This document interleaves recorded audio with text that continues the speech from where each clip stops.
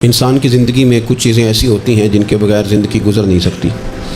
اتنی دیر تک جتنی دیر تک وہ چیز اس کے پاس موجود ہوتی ہے اسے نہ اس بات کا ادراک ہوتا ہے نہ احساس ہوتا ہے، لیکن جب وہ چیز اس کے پاس سے رخصت ہو جاتی ہے، اس کے پاس کسی وجہ سے خدا نخواستہ وہ چیز موجود اور محفوظ نہیں رہتی، پھر اسے احساس ہوتا ہے کہ ایک بہت بڑی نعمت تھی میرے پاس، وہ مجھ سے چلی گئی۔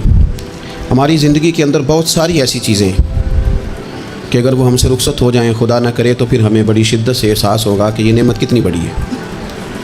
آپ کوس و قضا کے رنگ دیکھتے ہیں، دھوپ اور چھاؤں میں لوگوں کے چہروں کو ملاحظہ کرتے ہیں، آپ اپنے بچوں کو محبت کی نظر سے دیکھ کر دل کو ٹھنڈا کرتے ہیں، آپ اپنے ماں باپ کو محبت کی نظر سے دیکھ کر کامل حج کا ثواب حاصل کرتے ہیں، قرآن مجید کی زیارت کر کے آپ اپنے دل میں بہت سارا سرور محسوس کرتے ہیں۔ لیکن یہ ساری نعمتیں اتنی دیر تک آپ کے پاس ہیں جب تک آپ کے پاس آنکھ کی نعمت موجود ہے۔ اگر یہ رخصت ہو جاتی ہے نا، اگرچہ اتنی ساری نعمتوں میں یہ ایک نعمت ہے، لیکن آپ آنکھ نہیں ہے تو آپ کو تو اپنوں کا احساس بھی نہیں، آپ تو اپنوں کے چہرے بھی دیکھ نہیں پائے۔ کوئی بھی نعمت جو آپ کے پاس ہے، آپ کبھی محسوس کریں کہ اگر اس نعمت کا وجود ہمارے پاس نہ ہوتا تو ہماری کیفیت کیا ہوتی۔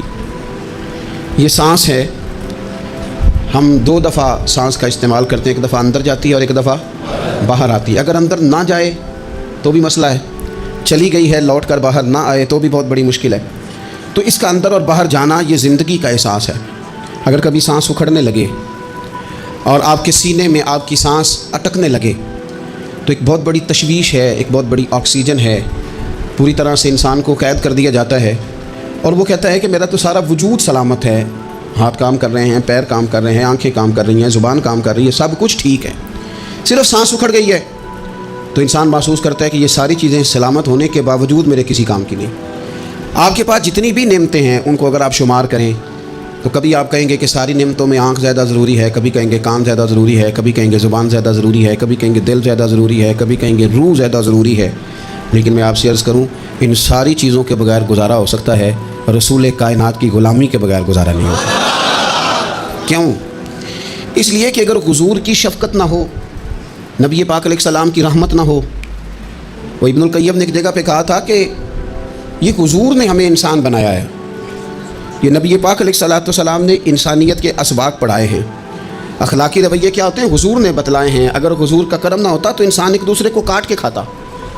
یہ حضور نے بتلایا ہے کہ تم نے کس طرح زندگی کو گزارنا ہے۔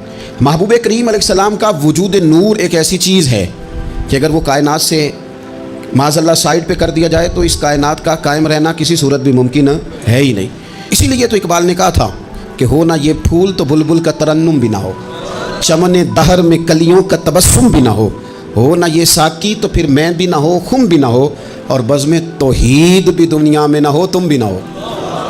وہ بڑی بات کہہ گئے ہیں، میں نے بھی اس کو کوئی نہیں کھولنا، کہتے ہیں بزم توحید بھی دنیا میں نہ ہو، تم بھی نہ ہو، خیمہ افلاق کا استادہ اسی نام سے ہے، اور نبض ہستی تپش آمادہ اسی نام سے ہے۔ تو اقبال پھر ہمیں کرنا کیا ہے؟ کہنے لگے کرنا آپ کو یہ ہے کہ قوت عشق سے ہر پست کو بالا کر دے اور دہر میں اسم محمد سے اجالا کر دے، یہ کرنے کا کام ہے۔ اس رستے پہ آپ چل پڑیں میرے بھائی۔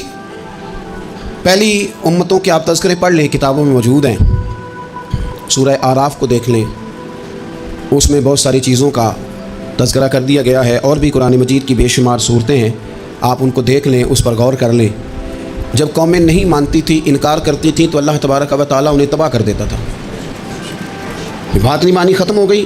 ایک مقصد ہے نا جس کے لیے کسی چیز کو بنایا گیا ہے، تو مقصد تخلیق انسانیت کیا ہے کہ وما خلقت الجن والانس الا لیعبدون، جنوں اور انسانوں کو اللہ نے اپنی عبادت کے لیے پیدا کیا، اور ان کو جب عبادت کی دعوت دی گئی، جب انہیں پیغام دیا گیا اللہ تعالیٰ کی توحید کا، انہوں نے نہیں مانا، تو جس مقصد کے لیے بنایا تھا جب اس طرف ہی نہیں آئے۔ یہ پنکھا لگایا جاتا ہے نا ہوا کے لیے، تو اگر پنکھا ہوا نہ دے تو اس کا کوئی چھت پہ کام ہے، اس کو اتار کے تو آپ سکریپ والے کے پاس بھیج دیں گے، بھی ختم ہو گئی بات۔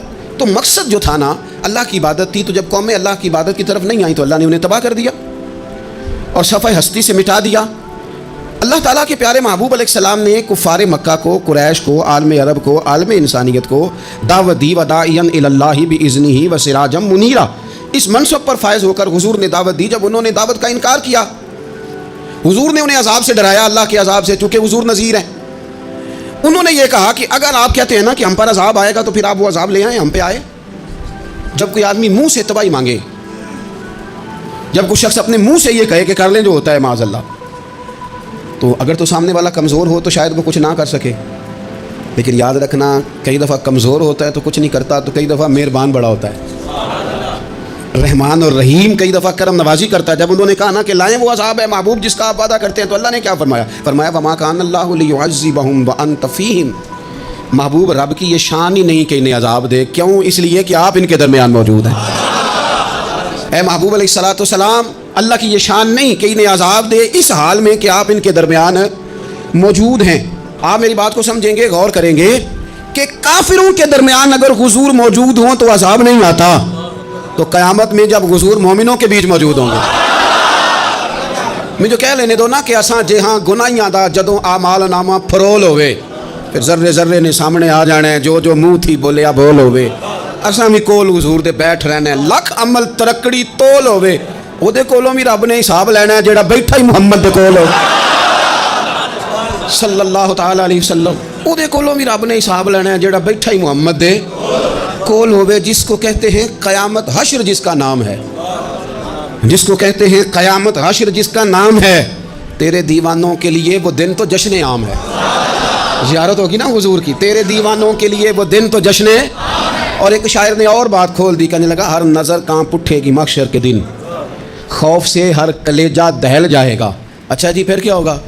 ہر نظر کانپ اٹھے گی محشر کے دن، آنکھیں پھڑ پھڑائیں گی، کانپیں گی اور کلیجے پھٹیں گے۔ منظر ہی ایسا ہوگا، انسان اپنے پسینے میں ڈبکیاں کھا رہا ہے، حساب کا وقت آ گیا ہے اور سورج سوا نیزے پہ ہے، زمین دہک رہی ہے، تو کہنے لگے ہر نظر کانپ اٹھے گی محشر کے دن، خوف سے ہر کلیجہ دہل جائے گا، پھر اوڑھ کر کالی کملی وہ آ جائیں گے، پھر اوڑھ کر کالی کملی وہ آ جائیں گے، پھر اوڑھ کر کالی کملی وہ آ جائیں گے، ہر نظر کانپ اٹھے گی محشر کے دن، خوف سے ہر کلیجہ دہل جائے گا، پھر اوڑھ کر کالی کملی وہ آ جائیں گے، سارے محشر کا نقشہ بدل جائے گا۔ میرے عزیز، حضور کے بغیر گزارا، نبی کریم کے بغیر کوئی چارہ، ہمارا کوئی سہارا ہی نہیں حضور کے بغیر، ہم کدھر جائیں سوائے محبوب کے۔ اس لیے نا صحابہ اس بات پر مطلع ہو گئے تھے، وہ نا بڑی بڑی دھیمی دھیمی باتیں پوچھتے رہتے تھے، اطلاع مل گئی تھی نا کہ اصل کرنا کیا ہے، تو جو رازدار لوگ ہوتے ہیں نا وہ پھر دھیمے دھیمے راز کی باتیں کرتے ہیں۔ حضرت انس بن مالک حضور کے خادم تھے، اماں نے دے دیا تھا حضور کی بارگاہ میں، کہتے ہیں میں 10 سال مدینے میں حضور کی نوکری کرتا رہا، تو قریب سے دیکھا تھا نا سارا کچھ، بہت ساری احادیث ان سے مروی ہیں، بڑی چیزوں کو دیکھا تھا، تو ہم سیانے ہو گئے، باتیں سمجھ گئے، قریب رہنے والے لوگ تو قربان پچھانن والے ہیں، تو گل جان گئے گل کھول دے نہیں، تو قریب پہنچ گئے تھے نا، تو سمجھ آ گئی تھی بات کی۔ تو ترمذی میں موجود ہے، ایک دن حضور سے پوچھتے ہیں یا رسول اللہ قیامت والے دن آپ کو کہاں تلاش کروں؟ یعنی حضور علیہ السلام سے پوچھتے ہیں حضور میں نا قیامت والے دن، بھئی بات تو یہ نا کہ اعمال ٹھیک کیے جائیں، معاملات پر توجہ دی جائے، عبادات کا خیال کیا جائے، جو ہمارے ذمہ ڈیوٹیاں ہیں وہ پوری کی جائیں، تو وہ کہتے ہیں حضور وہ قیامت والے دن کہاں تلاش کروں؟ تو حضور نے بھی نہیں فرمایا کہ تو اعمال ٹھیک کر، مجھے ڈھونڈنے کی کیا ضرورت ہے، کہاں ڈھونڈوں؟ تو حضور فرمانے لگے مسکرا کے فرمانے لگے، چونکہ قربان پچھانن والے ہیں، تو اے گل جان گئے گل کھول دے نہیں۔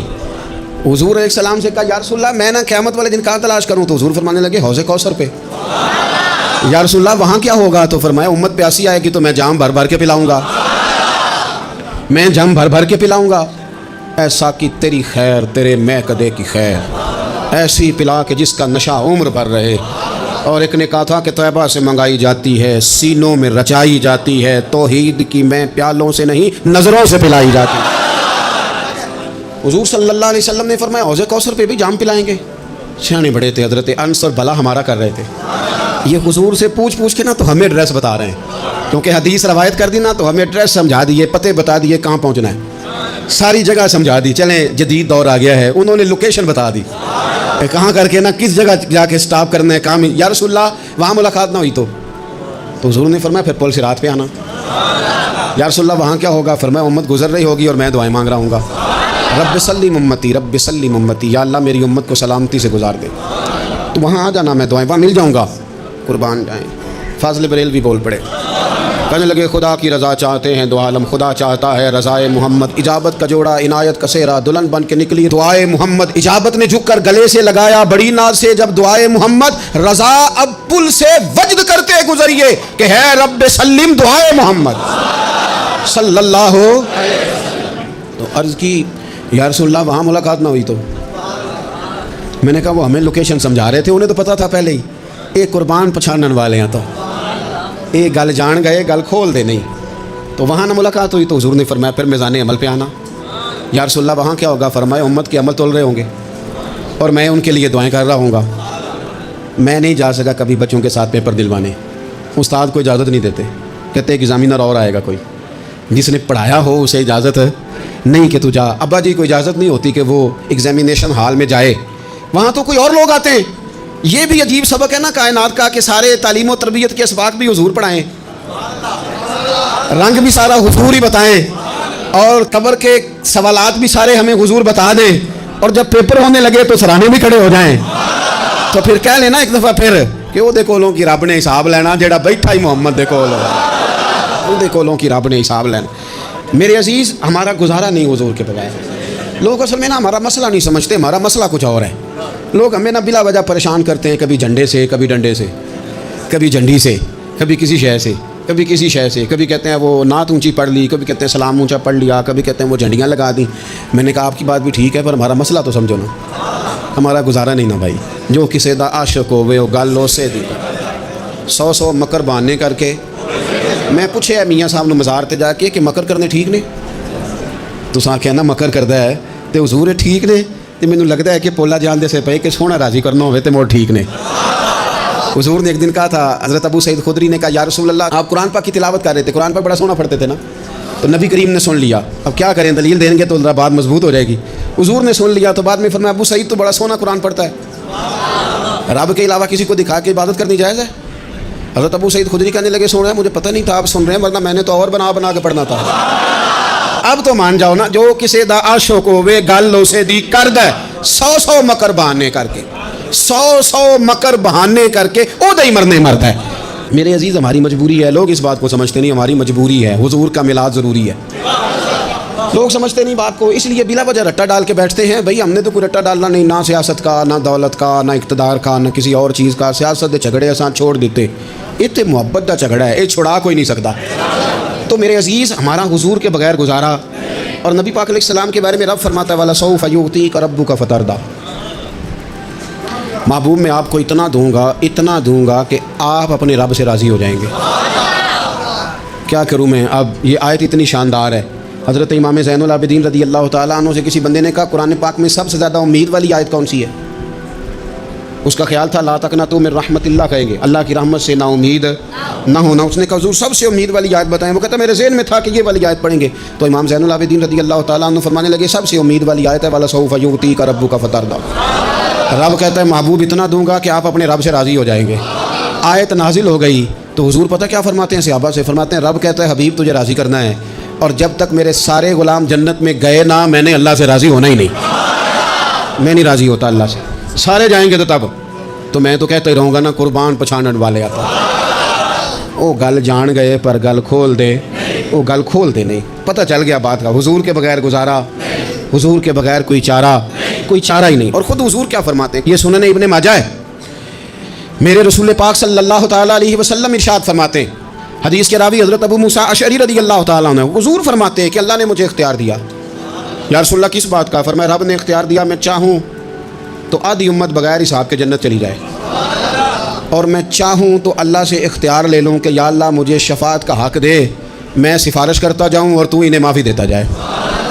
یہ مجھے اختیار دیا اللہ تعالیٰ نے۔ تو حضور کیا فرماتے ہیں؟ فرماتے ہیں وہ آدھی امت والا سودا نہیں میں نے قبول کیا، میں نے نہ شفاعت لی ہے کیونکہ یہ عام تر ہے اور یہ کفایت کرنے والی ہے، یہ عام بھی ہے اور کفایت کرنے والی بھی ہے۔ اور حضور نے یہ لفظ کہے، یہ سنن ابن ماجہ کتاب الزہد دیکھیے گا، اس میں روایت مل جائے گی۔ حضور فرماتے ہیں یاد رکھو تمہارا کیا خیال ہے کہ میری یہ شفاعت پرہیزگاروں کے لیے؟ خود جملہ استفہامیہ سے بات کرتے ہیں، تمہارا کیا خیال ہے کہ میری یہ شفاعت جو قیامت میں سفارش کروں گا تو پرہیزگاروں کی کروں گا؟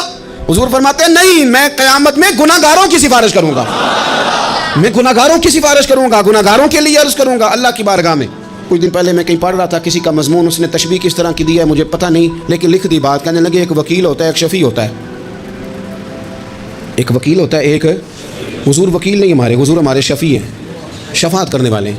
وکیل یہ کہتا ہے جج صاحب سے کہ یہ جس کا میں وکیل ہوں نا، اس نے نا غلطی کوئی نہیں کی، اسے معاف کر دیں. وکیل یوں بحث کرتا ہے، کہتا ہے اس نے کیا ہی نہیں، جرم معاف کریں. اور جو شفیع ہوتا ہے نا وہ کہتا ہے مالک اس نے سارے کیے، تو میرے آنے کی لاج رکھ اور اسے معاف کر دے. یہ وکیل اور شفیع کا یہ فرق ہوتا ہے کہ شفیع کہتا ہے سونے سارے کیے ہیں، بڑے بڑے پاپ کیے ہیں، پر میں جو آ گیا ہوں تو مہربانی کرنا معافی دے دے. میرے عزیز حضور کے بغیر کہیں بھی گزارا نہیں ہے. ہم نے نا جب یہ بات سمجھ لی، اور پتہ ہے نبی کریم صلی اللہ علیہ وسلم نے آگے بڑھ کے خود بھی کئی مقامات پر اس بات کو کھول کر مختلف انداز میں بیان کیا. حضرت عبداللہ ابن عباس رضی اللہ تعالیٰ عنہ کی روایت آپ دیکھ لیں، یہ آپ کو مستدرک میں ملے گی. حضور صلی اللہ علیہ وسلم فرماتے ہیں قیامت کے دن اللہ تعالیٰ انبیاء کے لیے نور کے ممبر بچھائے گا. ہر نبی ممبر پہ بیٹھ جائے گا، ہر پیغمبر علیہ السلام اپنے ممبر پہ جلوہ فروز ہو جائیں گے، ہر پیغمبر. لیکن حضور فرماتے ہیں میرا ممبر خالی ہوگا. یا رسول اللہ صلی اللہ تعالیٰ علیہ وسلم آپ کا ممبر کیوں خالی ہوگا؟ حضور فرماتے ہیں میں ممبر چھوڑ کے رب کی بارگاہ میں کھڑا ہو جاؤں گا، اور اس ڈر سے کھڑا ہو جاؤں گا کہیں ایسا نہ ہو کہ میں جنت میں چلا جاؤں اور میری امت رہ جائے. میں اپنی امت کی سفارش کروں گا، رب میری امت کی سفارش قبول کرے گا. فرماتے ہیں میں اتنی سفارش کروں گا کہ جہنم کا دروغہ مجھ سے کہے گا کہ محبوب کمال ہو گئی، آپ نے تو اپنا کوئی غلام دوزخ میں رہنے نہیں دیا، سارے آپ نے نکال دیے. کسی شاعر نے بڑی خوب بات کی تھی، اس نے کہا تھا کہ یاد رکھو قیامت کا جو دن ہے نا، یہ قیامت کا دن دراصل ہمارا وقت ہوگا خاص. جب ہم نبی پاک صلی اللہ علیہ وسلم کی بارگاہ میں جائیں گے تو ہمیں سمجھ آ جائے گی کہ دنیا میں ہم نے کئی دوستیاں لگائی تھیں پر جھوٹی لگا بیٹھے. ایک دوستی سچی ہے جو مدینے والے کی ہے، وہ کہتے ہیں محمد بوٹیا جھوٹا ہی جاگ سارا، یہ سچیاں مدینے والے دیاں یاریاں، سچیاں مدینے والے دیاں. تو نبی پاک صلی اللہ علیہ وسلم کے بغیر نہ دنیا میں گزارا ہے، نہ قبر میں گزارا ہے، نہ آخرت میں گزارا ہے. اب ایک سبق ہے، وہ سبق بھی آپ نے ضرور یاد کرنا ہے. جس شخصیت کے بغیر ہمارا گزارا نہیں، نہ قبر میں، نہ حشر میں، نہ پل صراط پہ، نہ میزان عمل میں، نہ حوض کوثر پہ، تو ہمارا ان کے بغیر دنیا داری میں گزارا کیسے ہو جاتا ہے؟ ہمارا تجارت بھی حضور سے سیکھیں، گھرداری بھی حضور سے سیکھیں، شادی بیاہ کے طریقے بھی حضور سے سیکھیں. جب گزارا نہیں حضور کے بغیر تو پھر زندگی کے سارے سلیقے حضور سے سیکھیں. پھر ادھر ادھر جانے کی ضرورت ہے، حضور کی سیرت کو پڑھیں، سوانے کو پڑھیں، حیات مبارکہ کا مطالعہ کریں. یہ جو ہم میلاد کا جلوس لے کے نکلتے ہیں نا، جب ہم نے نا بہت ساری چیزوں کو سطحی سا سمجھ لیتے ہیں معاذ اللہ بعض اوقات. یہ جب ہم میدان میں نکلتے ہیں نا، میلاد کے جلوس میں حضور کے نام کا نعرہ لگاتے ہیں، تو ہم نا للکارتے ہیں اس نظام کو جو نظام حضور سے پہلے تھا. امیر غریب کی تقسیم تھی، ذات برادری کی تقسیم تھی، چھوٹے بڑے کی تقسیم تھی، گورے کالے کی تقسیم تھی. ہم جب میدان میں نکل کے نعرہ لگاتے ہیں تو ہم اس نظام کو للکارتے ہیں. ہم کہتے ہیں وہ نظام نہیں چلے گا، اب حضور کا میلاد ہو گیا ہے. اب نظام وہ ہے کہ جس پلیٹ میں ابو بکر صدیق کھانا کھائیں گے اسی میں بلال حبشی بھی کھائیں گے. اب نظام وہ ہے کہ اگر غریب آدمی جرم کرے گا تو سزا ملے گی، تو اگر گورنر کا بیٹا جرم کرے گا تو سزا اسے بھی ملے گی. اب حضور کا نظام آ گیا، ہم اس نظام کی طرف بڑھتے ہیں. اپنے آپ کو حضور کے قدموں کی طرف مائل کریں. میلاد صرف 1 سے 12 ربیع الاول تک نہیں، میلاد سارا سال ہے، ذکر میلاد سارا سال ہے، میلاد کی محافل سارا. اور میلاد صرف مسجد میں نہیں، گھر میں بھی ذکر میلاد، دکان میں بھی ذکر میلاد. ذکر میلاد سے مراد حضور کی تعریفیں، نبی پاک کی شانیں، حضور کی باتیں. آ میرے دل آمنہ کے لال کی باتیں کریں، چہرہ و شمس کے اجلال کی باتیں کریں. اپنی طبیعتیں حضور کے ساتھ لگائیں، اپنے آپ کو حضور کے قدموں سے وابستہ کریں اور عشق کریں نبی پاک سے.